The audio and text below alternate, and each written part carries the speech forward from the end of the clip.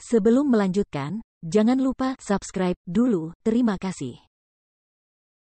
Bab 11. Setelah Xiao Hailong bersujud 3 kali, air mata penghinaan mengalir di matanya. Namun dia tidak berani melakukan kesalahan saat ini. Karena dia tahu nenek pasti sangat tidak puas dengannya sekarang. Saat ini, saya tidak bisa berkata apapun untuk membuatnya marah lagi. Nyonya Xiao merasa lega saat melihat Xiao Hailong bersujud dan mengakui kesalahannya. Dia tidak ingin cucunya bersujud kepada Ye Chen, seorang pecundang, tetapi kuncinya adalah sumpah beracun ini ada hubungannya dengan hidupnya sendiri. Dia selalu percaya pada agama Buddha. Jika Xiao Hailong tidak bersujud dan mengakui kesalahannya, dia akan kesulitan tidur dan makan karena takut akan pembalasan yang menimpanya. Jadi, dia melihat ke arah Xiao Hailong dan berkata dengan tenang, "Hailong, ketiga kepala ini ada di sini untuk memberimu pelajaran. Jangan bertaruh dengan orang lain dengan santai pada hal-hal yang kamu tidak yakin tentangnya di masa depan. Bahkan jika kamu bertaruh, jangan tidak membahayakan keluargamu." Xiao Hailong menangis dengan wajah sedih. Berkata, "Nenek, aku tahu, aku tidak akan pernah berani melakukannya lagi." Saat dia berbicara, dia melirik ke arah Ye Chen, menunggunya dengan kejam, berpikir, "Kamu pecundang, paksa aku untuk berlutut dan bersujud padamu, kamu sangat malu, cepat atau lambat aku akan membunuhmu." Nyonya Xiao segera berkata, "Saya sangat senang telah memenangkan kontrak ini hari ini. Semua orang harus bergegas dan bersiap selama periode ini. Kita harus mengambil kesempatan ini untuk membangun hubungan baik dengan Emgrand Group." Samping berkata, "Nenek, karena Curan telah merundingkan kerja sama proyek, apakah posisi direktur perusahaan akan diberikan kepada Curan?" Nyonya Xiao mengangkat alisnya dan tidak bisa menahan diri untuk berpikir sendiri.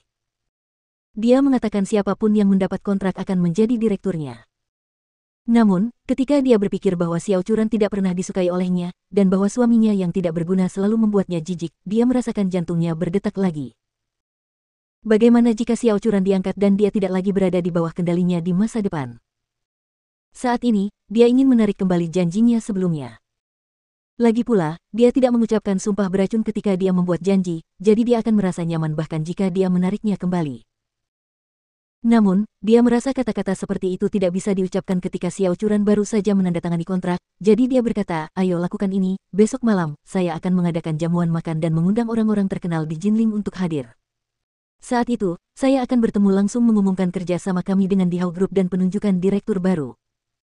Mendengar ini, Ye Chen menghela nafas lega. Xiao Curan juga tersenyum lembut. Dari sudut pandang ini, posisi direktur akhirnya menjadi miliknya.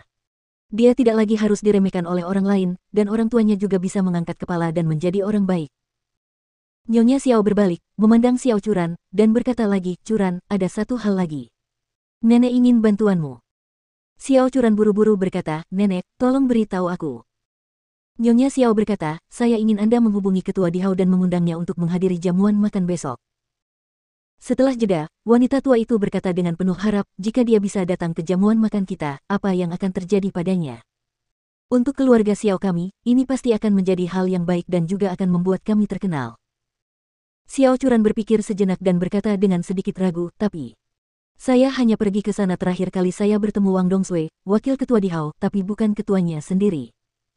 Terlebih lagi, jika kita mengadakan jamuan makan seperti itu tepat setelah kita mendapatkan proyek orang lain, apakah itu akan terlihat terlalu disengaja? Jadi kenapa? Aku hanya ingin memberitahu semua orang di Jinling bahwa kita sekarang terikat pada kapal besar Dihao, dan keluarga Xiao kita akan makmur di masa depan." Setelah wanita tua itu selesai berbicara, dia menambahkan, "Bahkan jika itu milik Dihao, jika ketua tidak mau untuk datang, tidak apa-apa mengundang Wang Dongsui. Dia adalah orang nomor 2 di grup Dihao, jadi akan sangat terhormat untuk mengundangnya." Pada titik ini, Nyonya Xiao sudah terlihat bersemangat. Ketika dia memikirkan tentang situasi di mana kelompok besar dan keluarga yang sebelumnya meremehkan keluarga Xiao mungkin harus bergantung pada keluarga Xiao di masa depan, hatinya tidak bisa menahan perasaan gembira. Keluarga Xiao, di tangannya, akan menjadi lebih mulia. Xiao Curan berpikir sejenak dan kemudian menjawab dengan ragu-ragu, "Saya mengerti, maka saya akan mencobanya." "Ini bukan percobaan. Saya harus mengundang Anda." Xiao Curan mengangguk ringan Chen dengan ragu-ragu, "Apa yang harus saya lakukan? Bagaimana jika ketua Dihao tidak datang? Bagaimana jika Wang Dongsui juga tidak mau datang?" Ye Chen terkekeh dan berkata, "Mari kita coba. Bukankah begitu punya nomor telepon Wang Dongsui? Mungkin pihak lain akan setuju segera setelah Anda menelepon. Keluarga Xiao akan mengadakan jamuan makan. Selain memamerkan kekuatan keluarga Xiao, mereka juga akan mengumumkan promosi Xiao Churan menjadi direktur di jamuan makan.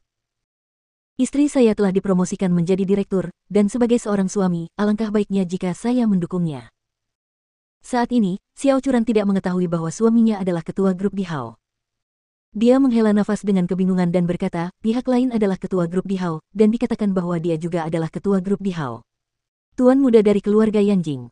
Pria sebesar itu memiliki banyak hal yang harus dilakukan setiap hari. Bagaimana saya bisa pergi ke jamuan makan? Ye Chen tersenyum dan berkata, saya kira tidak, mungkin pihak lain yang melakukannya. Di rumah bersama istrinya setiap hari, memasak dan mencuci pakaian. Xiao Churan berkata dengan hampa, apakah menurutmu semua orang adalah kamu? Ye Chen mengangguk, ya, kemungkinan besar bos M Grand Group sama seperti saya. Xiao Churan mengerutkan bibirnya dan berkata dengan lembut, tes bagaimana mungkin.